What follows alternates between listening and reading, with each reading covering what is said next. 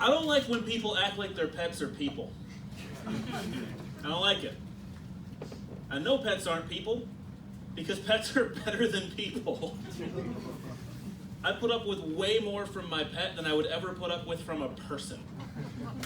I've had friends for decades, and if they treated me the way my cat treats me every single day, we're not going to keep hanging out. If my buddy Tyson calls me and was like, hey man, you got to come over, I'd say, okay, I'll be over there in a little bit. He says, no, you got to come over right now. So I head over to his house, I walk in, I go to shake his hand, and he smacks me, bites me, and runs away. He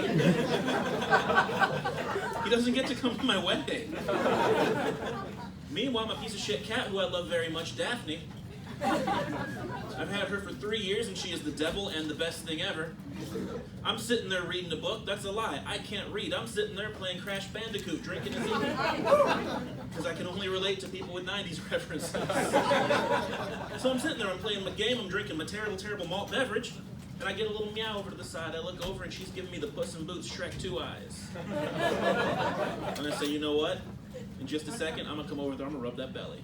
And then I go back to my game, I hear another little meow, I look over, now she's doing the eyes again, and she's on her back, showing me her belly.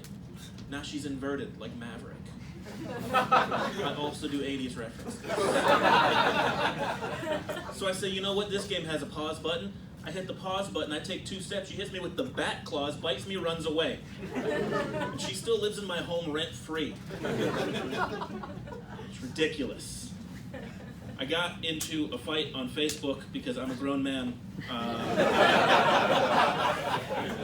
The fight started with them asking why I was in this mom's group.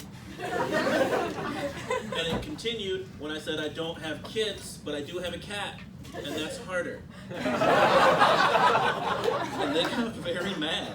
But I stand by what I said. Your kid will eventually learn English. Meanwhile, for the next 13 years, I have to wonder if my cat's hungry or just decided that 5:30 is a good time for me to wake up. It's the second one. Every day. I hate her. I also love her very much. These jokes are brought to you by last January when I lost my job and hung out with my cat a bunch. I got fired from a bad job. You know how much that sucks? Getting fired from a job you hate is like when your girl breaks up with you because she's tired of boning other dudes. They called me and they said, hey, this isn't working out. And I said, fantastic, I agree, now the healing can begin. And they said, no, we don't think you should work here anymore. I said, again, same page, finally, but how am I going to pay my rent? And they said, no, you're fired. I said, that's very brave. And they looked confused, and I said, well, I just think it's very brave to fire someone who knows you don't have an active shooter policy.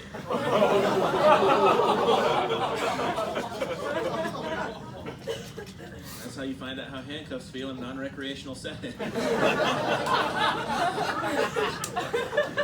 I did get a new job. I got a new job that I like very much. I don't like that they've already made me fire someone. They made me fire somebody because I work in a place with a drive-thru because I am crushing it. And I get called into my boss's office, and my boss says, well, we caught one of our employees leaning out the drive-thru window to smoke a joint out of a customer's car. And I said, what a hero.